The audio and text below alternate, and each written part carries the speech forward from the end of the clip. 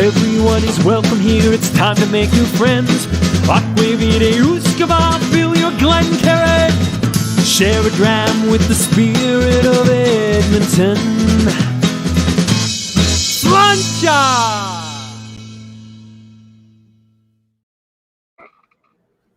Good evening, Whiskey Brothers, Whiskey Sisters, and Whiskey Friends, and welcome to episode 24 of the Canadian Whisky Journey's Whiskey Review. I'm Dolph. I'll be your host tonight, and I'm joined by Blair Phillips, co-author to this book right here, The Definitive Guide to Canadian Distilleries. Kind sir, what are we continuing our Canadian Whisky Journey with tonight? This here is the 6th release of the Crown Royal Noble Collection. They've been doing this now for 6 years straight, which is quite the streak for Canadian whiskey releases. It's good to see.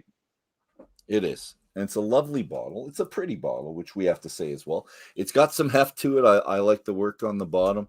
And it comes from Manitoba. And in your book, I've got to say, Manitoba only has, I think, 3 distilleries in here.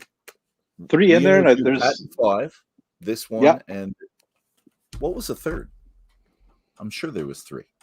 Yeah, there's 3. And there's, I think there's a new distillery. If they're not open yet, they're going to be open soon. Okay, we'll keep our eyes open for the 2nd edition, and it'll be in there, I'm sure. Right? And this, my fine feathered friends, is Gimli. So tell us a little bit about this mammoth of a distillery. You can see the distillery in the middle, and then all the warehouse, all those barrels in there. So when did you go? I was there in 2015, I think it was, in the fall. It was in November. Because I remember Winnipeg being really cold, and the lake, you can see the lake, Lake Winnipeg, just off to the right of the distillery in that photo. So that distillery is just a little bit north of the town of Gimli.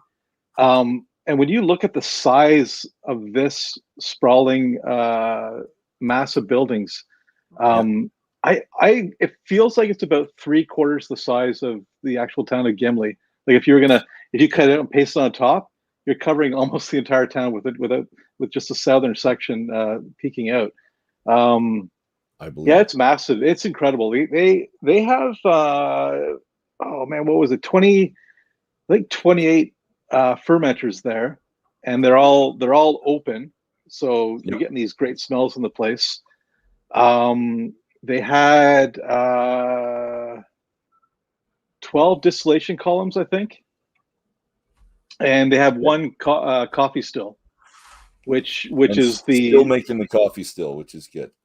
Yeah, and that thing is cool. It looks like they took C3PO and turned him into a column still. It has all these all nice pipes coming out of it and a lot of shiny copper, and so to speak. Yeah, and these distillation columns are huge. Like I think some of them are about 6 stories tall. 1.4 million barrels of whiskey aging in the place.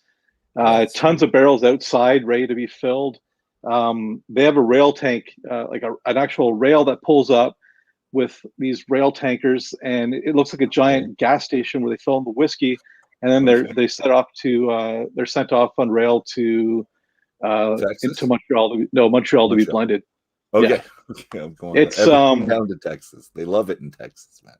And this is on page 154, by the way, of the book. I was looking for information as Blair was talking. So yeah, the scale, it's mammoth, and they don't do tours usually. You have to be special like you to get into something like this, right? Yeah, it's tough to get a tour right now. It's tough to get a tour there, but it's so cool. Like if you ever get the chance to go, like we're gonna lose a sponsor here, but screw Disneyland, go to Gimli. Yeah, that's all right. Forget you, Disneyland. We're done with you. You haven't invited us. You're out. Waiting. Nothing's no longer sponsoring us. Thanks. Gimli, we want in though. Call us up. We're here for you. All right, and I'm throwing on my teacher's hat. I'm going to talk about, because it's called, as you see, winter wheat. I'm going to talk about winter wheat. So winter wheat, strains of wheat that are planted in the autumn, and they germinate in the autumn over winter. Small little bit, they stay active, and the young plants are in the vegetative stage, so that you have a cover crop. You don't have to worry about erosion over the winter time. So it's fantastic. And winter wheat usually planted in September and harvested in fall to late fall. So September, October, November. And I'm going to look at my notes. Hard winter wheats have higher gluten protein content than other wheats, and that's why they use them for flour, yeasty flour breads, and yeast products like this. It's kind of cool. I like it. And you said this was the 6th, and I am enjoying it. So let's get right into the tasting notes. I'll give a little bit of information. But Blair thinks the Mashbill or the blend percentages is a little bit off. We have 51% winter wheat, 39% corn, 10% barley, and Blair's sure that there's something else in here, and I can go with that. Well, the Crown Royal is Crown Royal Diageo is they're famous for their 3 flavoring whiskeys and their 2 base whiskeys. And I don't know anything about how this is made, but that mash bill is very different from what they traditionally do, but it still tastes like Crown Royal. So I just wonder if it's blended with because it is a blend. So I'm wondering if it's blended with something else, like maybe one of their base spirits. Okay, it's a non-age statement, and well, your guess is as good as mine, and you're not going to get it online. If you go to their website, they're not telling you. They're not telling you anything. No, so not yet. They're a little bit secretive what they have. And it's 90 proof, so 45%, which is nice. It's in the $100 range. If you're here in Alberta, though, and you're part of us, you get 10% off the Alberta Scotch Society. So Blair didn't get that amount off. No. And we feel bad for you. I could give you 10% of my bottle if it makes you feel good. Yes, please. I find it a little bit expensive to pay $100 for a non-age statement. But I've got to say, I've really appreciated this bottle. I've liked it a lot. And you can tell. We got this, I don't know, Tuesday last week, and I've given it to 3 friends so far, and they all really appreciate it. And we're all weeded whiskey bourbon fans as well. You think this is a little bit different from the traditional weeded bourbons that you've had, though? Yeah, I find a lot of the weeded bourbons sort of have there's a sweetness that's a bit sticky to me, and there's a lot of kind of that wheat bread doughy flavor. And I find that this, the spices that this is balanced with, really dial that down. And the blenders have done a fantastic job in putting this together. Well, they always do, and we talk about the blenders at Crown Royal, their training program, and how long it takes to actually become a certified blender there. And I don't have it. I don't have the chops that it would take to get there. But I'm really happy just sitting here drinking it the way it is. I've got different glassware though, so I got this little Crown Royal cutie right here. So I'm going back and forth. I can't tell the difference going from my mini Glencairn to this, but the nose is not as sweet as I expected, and probably for the same reason you were just talking about. They blended the massive sweetness out of it. Yeah, I think they've really done a bang up job in balancing this out. I do get some of that, like almost like that. Those. I'm not getting it now, but before this, I was getting that. Those Swedish raspberries, like the kind of the candy raspberry. My favorite candy. Yeah, I do. And we can't have them in the house because I'll eat the big bags. And at Halloween, when we get 35 of the little bags, my wife has to hide them until Halloween because and as I was saying, like there's that soft sweetness that's just braced by that sturdy new oak, lots of wood spices. So very fruity. I'm getting a little bit of banana, but it's bready.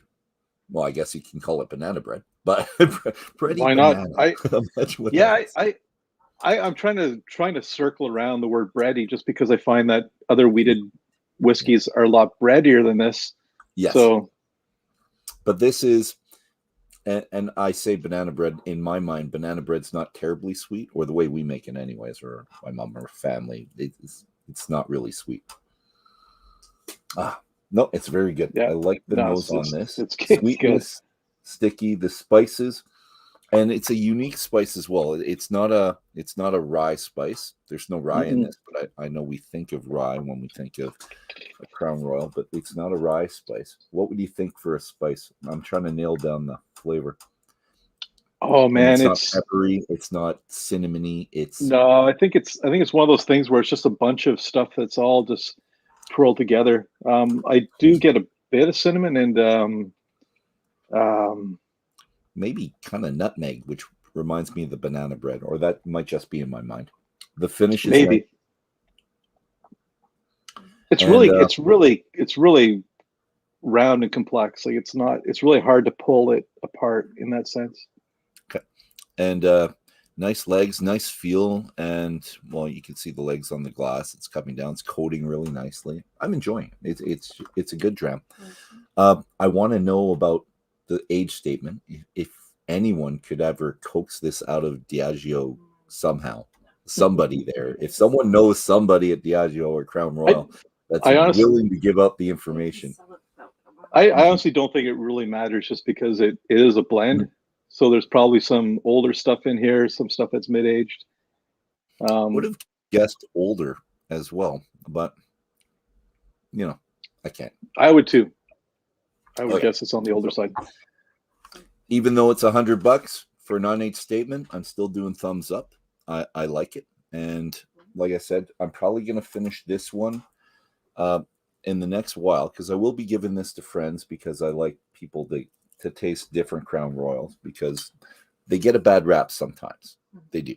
And I don't think they deserve the bad rap that they do. Yeah.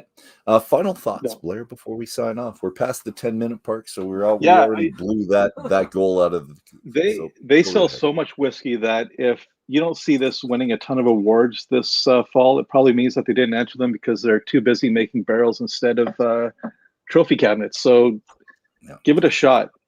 I think that it's a bargain for what you're with the amount of flavor you're getting in this thing. There, see that? So we got the Duth and the beautiful tin, and my wife says it's micro suede and not velvet anymore. Purple though, because it's royal, and that's the royal color. It looks a little bit blue there, but it's fantastic. Thank you very much, kind sir. Thank you to our viewers out there, and thank you to everyone watching this in the future. And go buy it, enjoy it, share it with friends. Have a fantastic night. Sláinte. Cheers. Cheers.